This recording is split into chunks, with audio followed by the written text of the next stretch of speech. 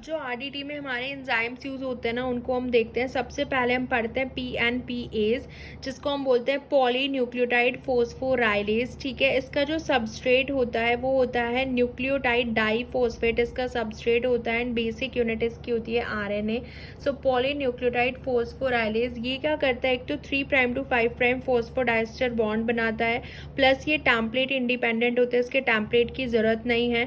Synthesise करेगा long chain of पॉलीराइबोन्यूक्लियोटाइड, यानी कि आरएनए की पूरी लॉन्ग चेन सिंथेसाइज कर देता है 5' to 3' डायरेक्शन में। एंड अगर उल्टा इसका काम देखे रिवर्सिबली, ये कैटेलाइसिस भी कर देता है, डिग्रेड भी कर देता है पॉलीराइबोन्यूक्लियोटाइड को इन 3' to 5' डायरेक्शन, ऑपोजिट डायरेक्शन में, depend on the concentration of IP, उसमें इनऑर्गेनिक फॉस्फेट कितना है सेल में, उस बेसिस पे। तो ये रिवर्सिबली डिग्रेड भी कर देता है, प्लस सिंथेसाइज करता है। एंड इसका जो सबस्ट्रेट होता है वो राइबोन्यूक्लियोटाइड डाई फॉस्फेट होता है। ठीक है, न्यूक्लियोटाइड डाईफॉस्फेट होता है। एंड एमआरएनए प्रोसेसिंग में, डिग्रेडेशन में, बैक्टीरिया, प्लांट एंड ह्यूमन, इन सब में ये इन्वॉल्व होते हैं पीएनपीएज। जैसे कि हमारे पास ये एमआरएनए है 5' to 3', ये पॉली ए पॉलीमरेज होता है। अगर poly A polymerase deficient mRNA होता है तो पीएनपीएज को हम यूज कर सकते हैं। लॉन्ग हाईली हेट्रोपॉलीमेरिक टेल जो है ये बना देता है, हेट्रोपॉलीमेरिक टेल, एंड पॉली एडेनाइलेशन भी कर देता है डेफिशिएंट स्ट्रेन में। सो आरडीटी में हम इसको सिंथेसाइज करते हैं रेडियो लेबल्ड, आरडीटी में ये सिंथेसाइज करता है radio labelled polyribonucleotide from nucleotide diphosphate.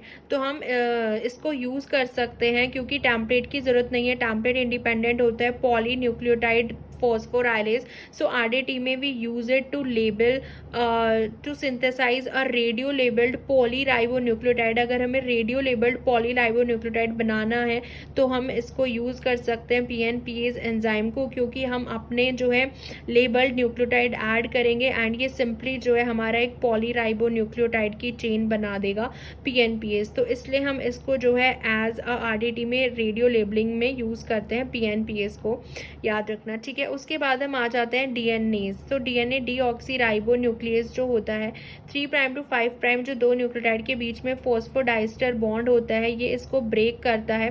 Catalyse hydrolytic cleavage of this bond in DNA backbone. And इसके मतलब पोजीशन के बेसिस पे इसका अगर हम एक्शन देखें, ये कुछ एक्सो डीऑक्सीराइबोन्यूक्लियस होता है जो डीएनए को एक्सटर्नली क्लीव करता है, कुछ एंडो डीऑक्सीराइबोन्यूक्लियस होता है जो इंटरनली क्लीव करता है। अब जो एंडो डीऑक्सीराइबोन्यूक्लियस होते हैं जो इंटरनली क्लीव करते हैं, डीएनएज जो होते हैं, DNAs basically 3' to 5' phosphodiester bond जो होता है दो न्यूक्लियोटाइड के बीच में डीएनए में, उसको ब्रेक करते हैं। डीएनएज 1 जो होता है डीऑक्सीराइबोन्यूक्लियस 1 जिसको हम बोलते हैं, ये सिंगल स्ट्रैंड डीएनए और डबल स्ट्रैंड डीएनए दोनों को क्लीव करता है। And it is adjacent to pyrimidine C और टी, मतलब क्लीवेज मोस्टली इसके एडजेसेंट ही करेगा सी और टी पायरामिडीन के। इसको हम क्लोनिंग एक्सपेरिमेंट में डीएनए कंटामिनेशन अगर हो जाता है, जब हम एमआरएनए की प्रिपरेशन कर रहे होते हैं तो डीएनए का अगर कंटामिनेशन हो रहा है, वहाँ पे हम इसको यूज़ कर सकते हैं डीएनएज 1 को रिमूव करने के लिए, क्योंकि ये डीएनए को ही क्लीव करता है। ठीक है, DNAs 1 single stranded double stranded DNA. अगर डीएनए जो है अपने क्रोमैटिन फॉर्म में हो, आरएनए डीएनए हाइब्रिड अगर है, या आरएनए डीएनए अगर हाइब्रिड है तो डीएनए को हम डिलीट कर सकते हैं। आरएनए डीएनए हाइब्रिड में भी ये क्लीव कर सकता है डीएनए को। So product after cutting di tri oligonucleotide and 5' and 3' OH जो है टर्मिनल इन ईच। ठीक है, 5' to 3' OH जो है वो and at terminal in each. Okay, so smallest substrate इसका जो होता है वो ट्राई न्यूक्लियोटाइड इसका सबस्ट्रेट होता है। हाँ, तो वही ये डाई ट्राई ऑलिगोन्यूक्लियोटाइड किसी को भी ये मतलब कट कर सकता है। एंड डीएनए अगर हाइब्रिड है उसमें से भी ये क्लीव कर देगा। एंड जो स्टेबलाइजेशन इसका हो रहा है वो कैल्शियम से होता है। कैल्शियम अगर है तो ये स्टेबल रहेगा एंड ये इसको एक्टिव फॉर्म में भी रखता है। ऑप्टिमम एक्टिविटी जो इसकी होती है डीएनएज 1 की, वो मैग्नीशियम या मैग्नीज जो डाईवेलेंट आयन होते हैं इस पर डिपेंड करती है। अगर हम इसको मैग्नीशियम दे देंगे तो कोहेसिव एंड के चांसेस ज़्यादा रहते हैं, अगर हम मैग्नीज दे देंगे तो ब्लंट एंड जनरेट होने के चांस ज़्यादा रहते हैं डीएनएज 1 में, याद रखना। एंड एप्लीकेशन इसका यही है कि डीएनए कंटामिनेशन रिमूव करना या डीएनए को लेबल करना बाय निक ट्रांसलेशन, जिसमें हम सिंगल स्ट्रैंड निक जनरेट कर देते हैं डबल स्ट्रैंडेड डीएनए में। ठीक है, उसमें हम लेबल कर सकते हैं। डीएनए को लेबलिंग टेक्निक में हम पढ़ेंगे कि कैसे हम डबल स्ट्रैंडेड डीएनए में सिंगल स्ट्रैंड निक जनरेट करके उसको लेबल करते हैं। और डीएनए इज वन फुटप्रिंटिंग में भी हम इसको यूज़ कर सकते हैं, जहाँ पे हम डीएनए प्रोटीन इंटरेक्शन जो है वो देखते हैं। सो डीएनए इज वन की एप्लीकेशन होती है, यानी कि डीएनए कंटामिनेशन को रिमूव करना, लेबल करना डीएनए को by nick translation. DNase one footprinting में भी इन्वॉल्व होता है। सो ये हमने डीएनए इज वन के लिए देख लिया डीऑक्सीराइबोन्यूक्लियस। दूसरा हम आते हैं एस1 न्यूक्लियस जो होता है, ये एस्परगिलस ऑरिजेई जो फंजाई होता है वहाँ से ये लिया हुआ है एस1 न्यूक्लियस। ये हीट स्टेबल होता है। It is glycosylated and 3 zinc ion interact with each other to form its active site। इसकी एक्टिव साइट में 3 जिंक आयन एक दूसरे के साथ इंटरैक्ट करते हैं। तो कौन सा एंजाइम है जिसकी एक्टिव साइट में 3 जिंक आयन एक दूसरे के साथ इंटरैक्ट करते हैं? That is S1 nucleus enzyme होता है ये। एंड अगर ये लो कंसेंट्रेशन है तो ये सिंगल स्ट्रैंडेड डीएनए या आरएनए को भी क्लीव कर सकता है। ये एंडो एंड एक्सो दोनों एक्टिविटीज़ के पास होती है। एंड इसमें हमारे पास 5 प्राइम मोनोन्यूक्लियोटाइड एक प्रोड्यूस हो जाता है। हाई कंसेंट्रेशन पे ये double stranded DNA, DNA RNA hybrid या आरएनए आरएनए हाइब्रिड किसी को भी क्लीव कर सकता है। ये कंसेंट्रेशन पे बेसिकली डिपेंड करता है। डीएनए आरएनए दोनों पे एक्ट करता है, इतना याद रखो एस1 न्यूक्लियस। लेकिन डीएनए इज वन जो होता है ये सिंगल स्ट्रैंड डीएनए हो, डबल स्ट्रैंडेड डीएनए हो, या अगर डीएनए आरएनए का हाइब्रिड हो तो डीएनए को उसमें से क्लीव कर देगा, सिर्फ डीएनए पे एक्ट करता है। ये S1 nucleus DNA and RNA किसी भी एक्ट कर सकता है। जैसे ये हमारे पास होता है 5 डीऑक्सीराइबोन्यूक्लियोटाइड, अगर ये हमारे पास है 5 प्राइम फॉस्फेट है। एंड ये यहाँ पे हमारे पास जो है हाँ ये सारे न्यूक्लियोटाइड फोस्फोडाइस्टर बॉन्ड के थ्रू अटैच्ड है। तो ये क्या करेगा, कट बोथ दी एंड, एक्सो भी एंड कट कर देगा एंड एंडो भी एंड कट कर देगा। ठीक है, सो इस तरीके से ये कट करता है, एक्सो एंड एंडो बोथ कट करता है, एंड में भी कट करेगा एंड बीच में भी कट करेगा। And this is all about S1 nucleus के बारे में। ठीक है, तो हमने डीएनएज 1 देख लिया, एस1 न्यूक्लियस देख लिया। एक हमारे पास डीएनएज 2 भी होता है। ये एक नॉन स्पेसिफिक एंडोन्यूक्लियस होता है। इसको डाइवेलेंट आयन की भी ज़रूरत नहीं पड़ती है और initially introduce multiple single strand nick जो है ये डीएनए में मतलब जनरेट कर सकता है। सिंगल स्ट्रैंड नेक जो है डीएनए में जनरेट कर सकता है, वो डीएनएज 1 भी कर सकता है। ठीक है, और इसकी ऑप्टिमम एक्टिविटी जो होती है वो एसिडिक पीएच पे होती है, पीएच 4.5 टू 5.5 पे। अगर हम बात करें एक्सोन्यूक्लियस थर्ड, इसके पास क्या होती है, exonuclease third 3 prime to 5 prime exonuclease activity in double stranded DNA. Okay, 3 prime to 5 prime exonuclease यानी कि प्रूफ रीड एक्टिविटी होती है इसके पास। एंड ग्लोबुलर एंजाइम होता है ये। Template DNA should be double stranded, does not cleave single stranded, इसको भी डाइवेलेंट कैटायन चाहिए। एक्सोन्यूक्लियस थर्ड के बारे में बस इतना ही है। तो ये कुछ एंजाइम्स थे, DNase 1, DNase 2, S one nuclease and PNPase, that is polyribonucleotide phosphorylase, polynucleotide phosphorylase. तो ये था हमारा पीएनपीएस एंजाइम, डीएनएज 1। अब हम देखते हैं और एंजाइम्स, जैसे अब हम आ जाते हैं फॉस्फेटेज पे। ओके, सो अब हम पढ़ने वाले हैं फॉस्फेटेज के बारे में। ये क्या करते हैं, हाइड्रोलाइटिक क्लीवेज होता है फॉस्फेट ग्रुप का। ये हमें पता है कि शुगर होता है, यहाँ पे बेस होता है एंड यहाँ पे जो है ये फॉस्फेट लगे हुए होते हैं। डाई ट्राई हो सकता है, मोनोफॉस्फेट हो सकता है। तो इन फॉस्फेट का जो हाइड्रोलाइटिक क्लीवेज होता है फॉस्फेट ग्रुप का, एंड उसी वही होता है फॉस्फेटेज एंजाइम। ठीक है, अब हम देखते हैं कि ये जो फॉस्फेटेज एंजाइम होता है ना, ये हम मोस्टली काफ़ी टाइप्स के पढ़ते हैं। अल्कलाइन फॉस्फेटेज होता है, bacterial alkaline phosphatase and calf intestine phosphatase. काम इनका मोस्टली सेम ही होता है। जैसे कि अगर आप अल्कलाइन फॉस्फेटेज की बात करो, ये हमारे लीवर में, किडनी में यहाँ पे प्रेजेंट होता है। ये एक होमोडाइमेरिक होता है अल्कलाइन फॉस्फेटेज एंड इसके पास सीरीन की साइट प्रेजेंट होती है। ठीक है, होमोडाइमेरिक होता है ये। एंड ये क्या करता है, जो 5 प्राइम फॉस्फेट है ना, या तो डीएनए हो या आरएनए हो, उसमें से 5 प्राइम फॉस्फेट रिमूव कर देगा। Also remove phosphate from nucleotide, जैसे डीएनटीपीज एंड जो आरएनटीपीज होते हैं, इनमें से न्यूक्लियोटाइड में से भी फॉस्फेट रिमूव कर देगा, डीएनटीपीज या आरएनटीपीज में से। अगर सिंगल डीऑक्सी न्यूक्लियोटाइड ट्राईफॉस्फेट है, उनमें से भी फॉस्फेट रिमूव कर देगा। या डीएनए आरएनए की पूरी अगर चेन होती है, उसमें से भी 5 प्राइम फॉस्फेट ये रिमूव कर देता है। एंड 5 5 प्राइम OH ग्रुप जो है वो जनरेट हो जाता है। सो 5 प्राइम फॉस्फेट जो है ये रिमूव कर देगा एंड उसके बाद हमारे पास क्या बचेगा, जैसे ये हमारे पास डबल स्ट्रैंडेड DNA होता है, show activity on 5 prime overhang and resist 5 prime and blunt and generate भी कर सकता है। ये देखो ये क्या करेगा, जैसे 5 प्राइम टू 3 प्राइम है, ये 5 प्राइम जो हमारा ओवरहैंग होता है ना, show activity on 5 prime overhang and resist 5 prime. 5 prime का जो ओवरहैंग होता है ना, ये उस पे एक्टिविटी शो करता है एंड देन उसको 5 प्राइम को छोटा कर देता है, 5 प्राइम फॉस्फेट को क्लीव कर देगा, यानी कि ये ब्लंट एंड जनरेट कर देता है। ठीक है, 5 प्राइम ओवरहैंग पे क्लीव करके हम ब्लंट एंड जनरेट कर सकते हैं, क्योंकि ये 5 प्राइम फॉस्फेट को क्लीव कर देता है।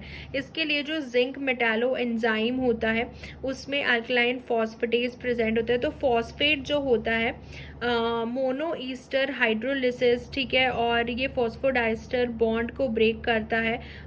प्रेजेंस ऑफ H2O इसमें होना चाहिए, प्रेजेंस ऑफ H2O में, यानी कि hydrolysis means presence of H2O में ये फॉस्फोडाइस्टर बॉन्ड को भी ब्रेक करता है in the presence of H2O। Alkaline phosphatase, what is this? Active at, ये अल्कलाइन पीएच पे एक्टिव होता है। बेसिकली अल्कलाइन फॉस्फेटेज का मतलब है कि 5 प्राइम फॉस्फेट को रिमूव करना। एंड जो बैक्टीरियल अल्कलाइन फॉस्फेटेज होता है ये हीट एंड डिटर्जेंट के रेजिस्टेंट होता है, ये हम बैक्टीरिया से लेते आ रहे हैं। इसकी भी जो एक्टिव साइट होती है अल्कलाइन फॉस्फेट की, इसमें भी सीरीन होता है। जैसे ये 5 प्राइम फॉस्फेट है तो ये 5 प्राइम फॉस्फेट को रिमूव करके 5 प्राइम OH जनरेट कर देता है। एंड इससे हम क्या करते हैं ना, अल्कलाइन फॉस्फेटेज का मेन काम क्या होता है, इससे हम जो सेल्फ लाइगेशन है वैक्टर का वो प्रिवेंट कर सकते हैं, prevention of self ligation of vector. क्योंकि अगर आप 5 प्राइम फॉस्फेट को रिमूव कर दोगे बिफोर एंड लेबलिंग, तो उसको वही है कि अगर हम 5 प्राइम फॉस्फेट को रिमूव कर देंगे तो वो वापस से वेक्टर जो है लाइगेट नहीं होगा। So self ligation of vector prevent करता है। एंड ये एसिड फॉस्फेटेजेस भी होता है, एसिड फॉस्फेटेज एट पीएच। तो बैक्टीरियल ये रेजिस्टेंट होता है हीट एंड डिटर्जेंट के, ये एक्टिव होता है अल्कलाइन पीएच पे। एक हमारे पास काफ इंटेस्टिनल म्यूकोसा होता है, काफ इंटेस्टाइन फॉस्फेट, मतलब ओवरऑल काम इनका फॉस्फेटेज का है कि 5 प्राइम फॉस्फेट को रिमूव करके वहाँ पे 5 प्राइम OH जनरेट कर सकते हैं, ब्लंट एंड हम इससे जनरेट कर सकते हैं, प्लस सेल्फ लाइगेशन जो है फैक्टर का वो प्रिवेंट कर सकते हैं। तो ये सारे एंजाइम्स जो है इनका ये यूज़ होता है। फिर एक एंजाइम आ जाता है मिथाइलेज, मिथाइल ट्रांसफरेज। जो ट्रांसफ़र ऑफ मिथाइल ग्रुप होता है, अब उसके सबस्ट्रेट पे जो मिथाइल ग्रुप का डोनर होता है वो होता है एस एडिनोसिल मिथ्योनिन। ठीक है, ये क्या होता है, मिथाइल ग्रुप का डोनर होता है। DNA मिथाइलेशन अगर हो जाता है DNA के ऊपर तो ये साइलेंस कर देगा जीन को, इसको हम एपिजेनेटिक रेगुलेशन भी बोलते हैं।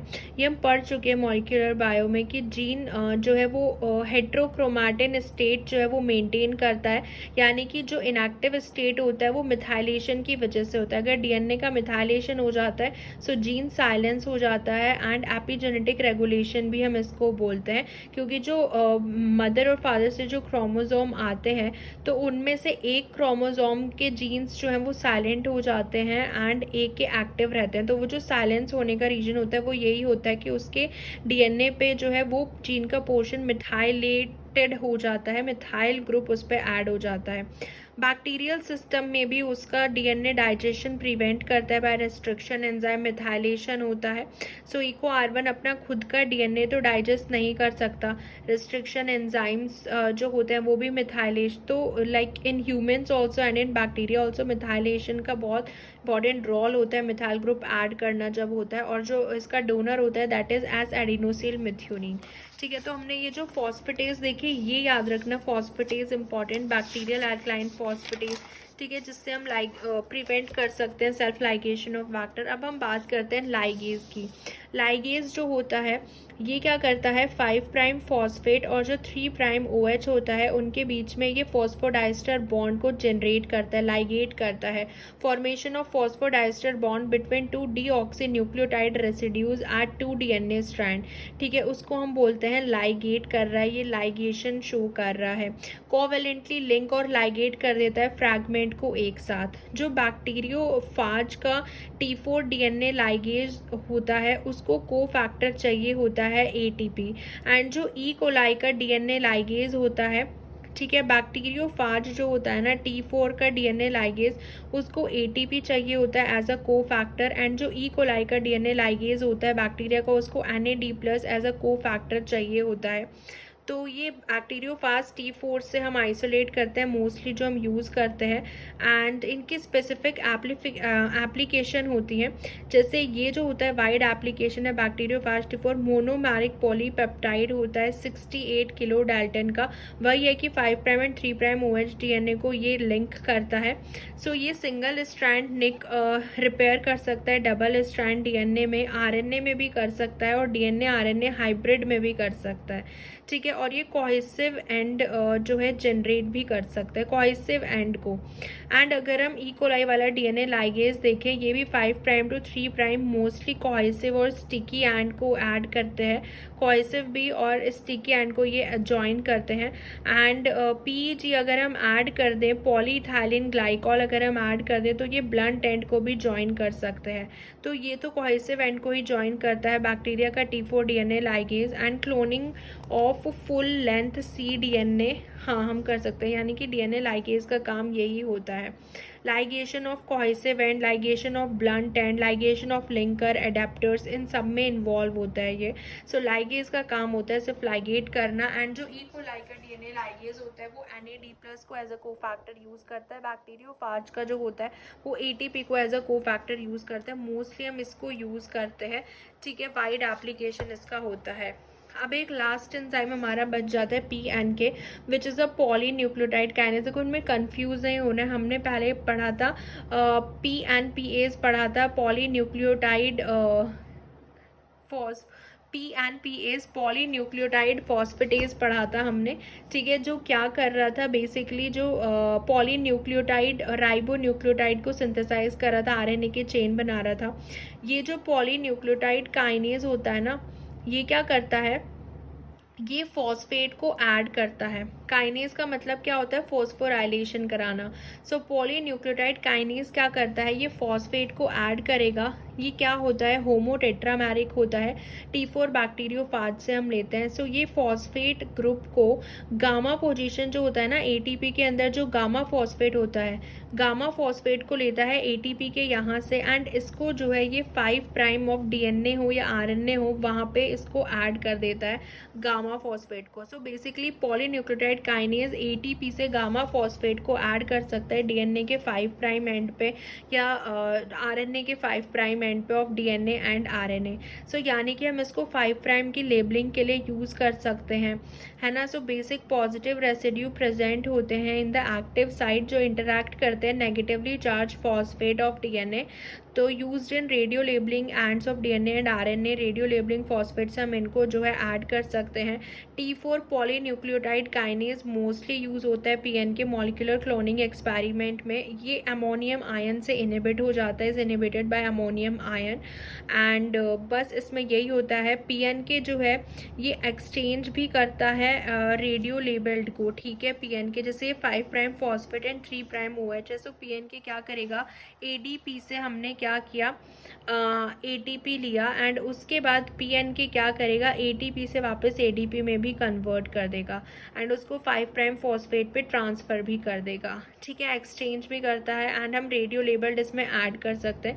बेसिकली PNK का याद रखना, पॉलीन्यूक्लियोटाइड काइनेज यानी कि गामा फॉस्फेट को हम ऐड करा सकते हैं 5' डीएनए पे, ठीक है। फिर एक हमारे पास होता है टर्मिनल डीऑक्सीराइबोन्यूक्लियोटाइडल ट्रांसफरेज TDT। ये टैम्पलेट इंडिपेंडेंट होता है, ठीक है, DNA nucleotidyl exotransferase. Terminal transferase होता है, स्पेशलाइज्ड डीएनए पॉलीमरेज होता है immature cell, pre B cell में, प्री टी सेल में, acute lymphoblastic leukaemia, lymphoma cells में ये मोस्टली मिलेगा। ये सिंगल पॉलीपेप्टाइड होता है 60 किलो डाल्टन का। एंड इसका काम क्या होता है ना TDT का, ये स्पेसिफिक न्यूक्लियोटाइड को ऐड करा सकता है एट 3' एंड पे, और ये टैम्पलेट इंडिपेंडेंट होता है। इसको को फैक्टर मैग्नीशियम की ज़रूरत पड़ती है अगर इसको फ्यूरिन ऐड कराना है, एंड CO2+ की ज़रूरत पड़ेगी अगर इसको पैरामिडीन ऐड कराना कराना है। मतलब बेसिकली इसके जो इनिबिटर्स होते हैं वो हमारे पास होते हैं, that is metal chelator, multivalent anion phosphate और पायरोफॉस्फेट जो होते हैं इसके इनिबिटर होते हैं। ये 3 प्राइम ओवरहैंग जो होता है वहाँ पे हम इसको प्रेफर करते हैं, यानी कि अगर आपको 3 प्राइम एंड की लेबलिंग करानी है डीएनए की तो आप टीडीटी को यूज़ कर सकते हैं, that is terminal deoxy ribonucleotidyl transferase. And 5 prime की करानी है तो हम पीएन के यूज़ कर सकते हैं, T4 पॉली पीएन के यूज़ कर सकते हैं, which is kinase, polynucleotide kinase, जो कि 5 प्राइम एंड पे हम गामा फॉस्फेट एटीपी से रेडियो लेबल्ड उसको ऐड कर सकते हैं, लेबलिंग कर सकते हैं। कुछ आरएनएज भी होते हैं जो कि राइबो न्यूक्लियोटाइड या तो सिंगल स्ट्रैंडेड आरएनए हो या डबल स्ट्रैंडेड आरएनएज हो, उनको क्लीव करते हैं आरएनएज होते हैं। जैसे हमने डीएनएज देखे थे ना, हमने टर्मिनल डीऑक्सी राइबो न्यूक्लियोटाइडल ट्रांसफरेज भी देख लिया।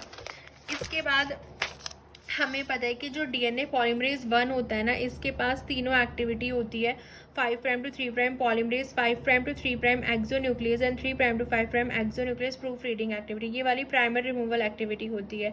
जो टैग डीएनए पॉलीमरेज होता है ना, थर्मस एक्वाटिकस यू बैक्टीरिया से थर्मोस्टेबल होता है अप टू 94 डिग्री सेल्सियस। इसके पास क्या होती है, 5 प्राइम टू 3 प्राइम पॉलीमरेज होती है, बट इसके पास प्रूफ रीडिंग नहीं होती है। याद रखना, टैग डीएनए के पास 3 prime to 5 prime exonuclease activity नहीं होती है, एब्सेंट होती है।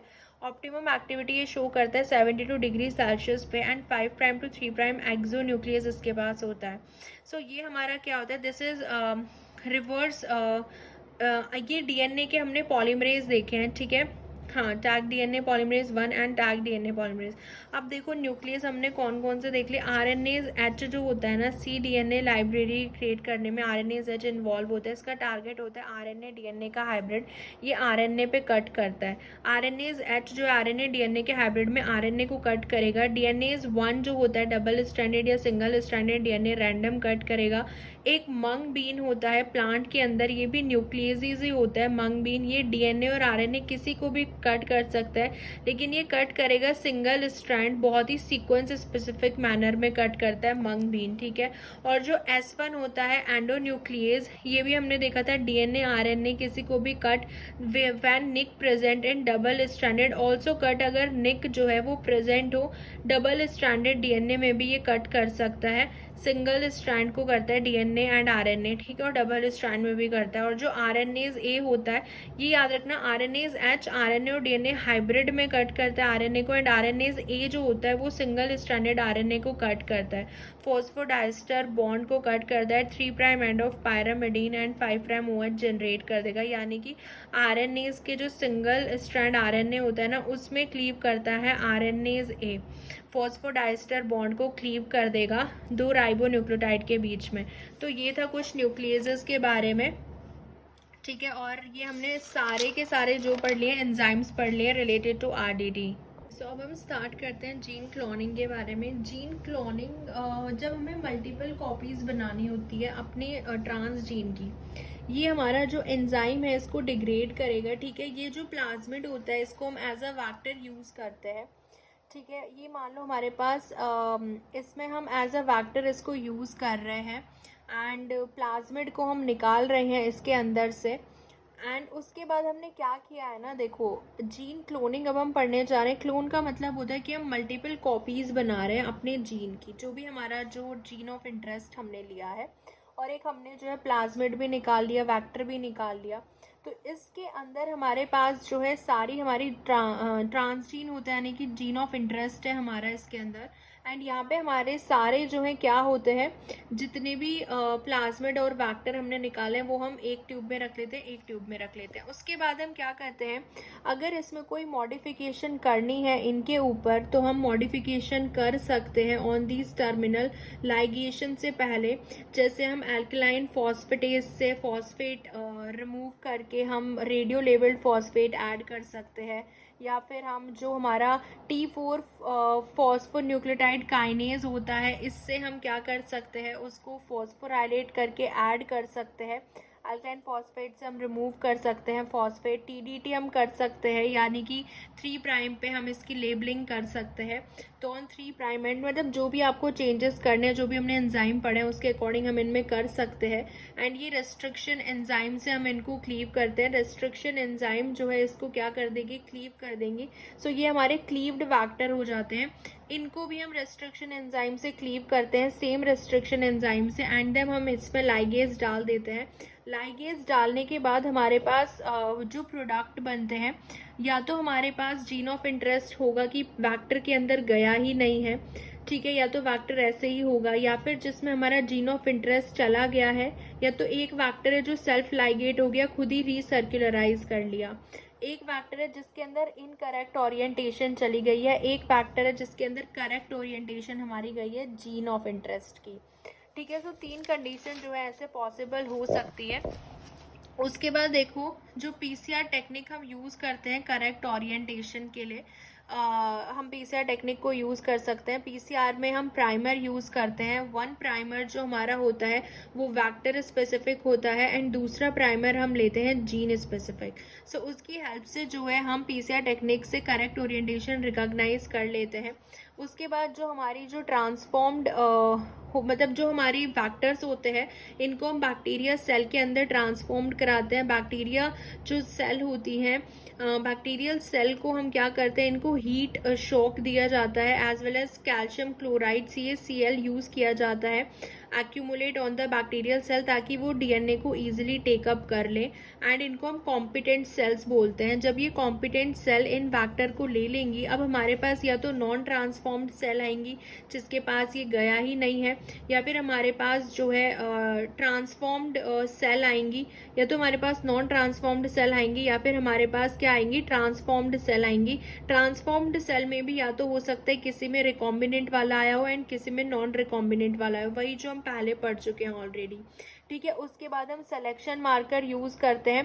एंटीबायोटिक बेस्ड हम सिलेक्शन मार्कर यूज़ कर सकते हैं, एम्पिसिलिन एंड टेट्रासाइक्लिन रेजिस्टेंस, या अगर वैक्टर में हमारे एंजाइम बेस्ड हम बीटा गैलेक्टोसाइडेज यूज़ कर सकते हैं बाय लैगजेड जीन, ठीक है। क्योंकि अगर रिकॉम्बिनेंट होगा तो लैगजेड जीन डिस्ट्रॉय हो जाएगा एंड वो बीटा गैलेक्टोसाइडेज नहीं बना पाएगा, यानी कि ब्लू कॉलोनीज नहीं वाइट कॉलोनीज क्रिएट होंगी।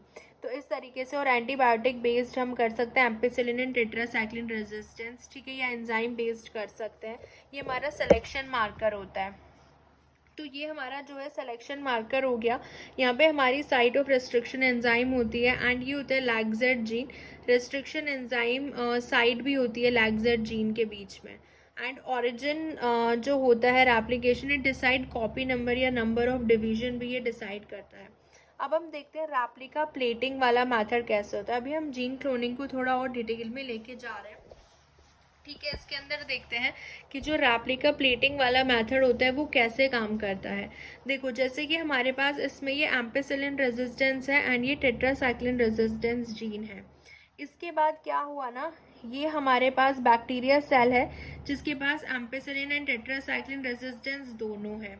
एंड ये हमारे पास वैक्टर है, इंसर्शन इन एक्टिवेशन हो जाएगा, यानी कि टेट्रासाइक्लिन रेजिस्टेंस ब्रेक हो गया, रिकॉम्बिनेंट ट्रांसफॉर्म्ड सेल हो गई, ठीक है। इसके अंदर जो है टेट्रासाइक्लिन रेजिस्टेंस ब्रेक हो गया क्योंकि वहाँ पे हमारा जीन ऑफ इंटरेस्ट आ गया। अब ये सिर्फ एम्पिसिलिन के लिए रेजिस्टेंस है, एंड ये हमारी नॉन ट्रांसफॉर्म्ड सेल है, ठीक है। ये भी हमारी ट्रांसफॉर्म्ड सेल है जिसके पास दोनों के लिए रेजिस्टेंस है। जो हमारी transformed cell as well as हमारी जो रिकॉम्बिनेंट सेल है उसके पास सिर्फ एम्पिसिलिन रेजिस्टेंस है, क्योंकि टेट्रासाइक्लिन रेजिस्टेंस वाले रीजन में हमारा जो जीन ऑफ इंटरेस्ट है वो आ गया है। उसके बाद हम इनको प्लेस करते हैं तीनों को, transformed and non transformed cell को। नॉन ट्रांसफॉर्म्ड को तो हम अलग ही कर देंगे ट्रांसफॉर्म्ड से। देखो, ये हमारे पास ट्रांसफॉर्म्ड सेल होती है एंड ये हमारे पास होती है ट्रांसफॉर्म्ड सेल जो रिकॉम्बिनेंट है, ठीक है, यानी कि ये जो रिकॉम्बिनेंट वाली ये वाली सेल है, एंड इसको हम इसको हम प्लेस कर रहे हैं एम्पिसिलिन रेजिस्टेंट की प्लेट पे, जिसको हम मास्टर प्लेट बोलते हैं। एंड इसमें हमने अगार डाल दी, यानी कि इसमें एंटीबायोटिक इंटैक्ट रहता है। ठीक है, तो इसको हम कहाँ इंटैक्ट करते हैं, हमारे पास ये वुडन ब्लॉक होता है जिसके नीचे वेलवेट होता है। यहाँ पे जो है इसके ऊपर हम ये सेल प्लेस करेंगे, cells attach to the block. फिर इसका इंक्यूबेशन हम कराते हैं। इंक्यूबेशन करने के बाद जो टेट्रासाइक्लिन एंटी, क्योंकि हमने इसमें एम्पिसिलिन एंटीबायोटिक डाला था, ठीक है, सो एम्पिसिलिन एंटीबायोटिक वाला जो होगा, जो एम्पिसिलिन रेजिस्टेंस जिसके पास होगा वो ही सरवाइव कर पाएगा, यानी कि दोनों ट्रांसफॉर्म्ड सेल जो है वो सरवाइव कर जाएंगे, क्योंकि इनके पास क्या है, एम्पिसिलिन रेजिस्टेंट है। लेकिन टेट्रासाइक्लिन क्योंकि नॉन ट्रांसफॉर्म्ड सेल तो वहाँ से चली जाएंगी, तो सिर्फ ओनली सरवाइव करेंगी जिसके पास टेट्रासाइक्लिन एंटीबायोटिक हो, यानी कि टेट्रासाइक्लिन रेजिस्टेंस जिसके पास होगा। फिर हम इसको दोबारा से अगेन हम देखते हैं रिमेनिंग कॉलोनीज, दैट इज जो हमारे रिकॉम्बिनेंट 1 होती है, कि वो बच तो नहीं गई रिकॉम्बिनेंट 1, हम उसको वापस से फिर यही करते हैं, यानी कि इनके अंदर हम क्या कर रहे हैं ना, we are just putting all these antibiotics, हम इसके अंदर डाल रहे हैं एम्पिसिलिन की प्लेट पे। जिसके पास रेजिस्टेंट होगा वो सरवाइव करेंगे, जिसके पास नहीं होगा वो सरवाइव नहीं करेंगी। बस सिंपल सी बात यही है, इसमें कुछ ज़्यादा इसमें नहीं है। और जो हम यूज़ करते हैं इसमें, ये रेप्लिका प्लेटिंग मेथड इसके लिए यूज़ करते हैं। फिर ब्लू वाइट स्क्रीनिंग जो होती है ये लैगजेड जीन में होती है। अगर बीटा गैलेक्टोसाइडेज नहीं होगा या बीटा गैलेक्टोसाइडेज होगा उस पर डिपेंड करता है। अगर हमारे पास एक्स गैल है, माने कि बीटा गैलेक्टोसाइडेज है, ठीक है, सो उस पर डिपेंड करता है वो है कि नहीं है। मान लो सेल हमने पेट्री प्लेट पे ग्रो कराई, एंड हमारे पास जो सेल है सेल्फ लाइगेटेड है, इसके पास बीटा गैलेक्टोसाइडेज है, लैगजेड जीन है, तो ये क्या करेगा, एक्स गैल जो इसका सबस्ट्रेट होता है इसको ब्लू कलर की कॉलोनीज देगा। लेकिन जो हमारे पास रिकॉम्बिनेंट वाला होता है उसके पास तो लैगजेड जीन नहीं है ना, रिकॉम्बिनेंट वाले के पास तो बीटा गैलेक्टोसाइडेज, क्योंकि जीन ऑफ इंटरेस्ट हमारा उसमें आ गया, तो एक्स गैल का कन्वर्जन ही नहीं होगा, तो यहाँ पे हमें व्हाइट कॉलोनीज दिखाई देंगी। सो रिकॉम्बिनेंट वाले में हमें व्हाइट कॉलोनीज दिखाई देगी, क्योंकि उसमें बीटा गैलेक्टोसाइडेज नहीं होगा, जो कि एक्स गैल को कन्वर्ट नहीं कर पाता ब्लू कलर के प्रोडक्ट में। ठीक है, एक्स गैल नेचुरल वाइट IPTG हम ले सकते हैं। सो कल्चर मीडिया कंटेन, ठीक है, ये क्या करता है, एक्स गैल इसको कन्वर्ट कर देता है किस में, एक्स गैल को ब्लू कलर के प्रोडक्ट में कन्वर्ट कर देता है। बस इसमें यही है, क्योंकि जो नॉन ट्रांसफॉर्म्ड सेल है वो तो हमने एंटीबायोटिक रेजिस्टेंस से बाहर निकाल दी। उसके बाद जो हम स्क्रीनिंग मेथड करते हैं ना, कि रिकॉम्बिनेंट और नॉन रिकॉम्बिनेंट वाले में देखने के लिए, वहाँ पे हम लैगजेड जीन का यूज़ करते हैं, बीटा गैलेक्टोसाइडेज का हम यूज़ करते हैं, ब्लू वाइट स्क्रीनिंग इसी को बोलते हैं, ब्लू वाइट स्क्रीनिंग। ठीक है, तो ये था हमारा जीन क्लोनिंग के बारे में।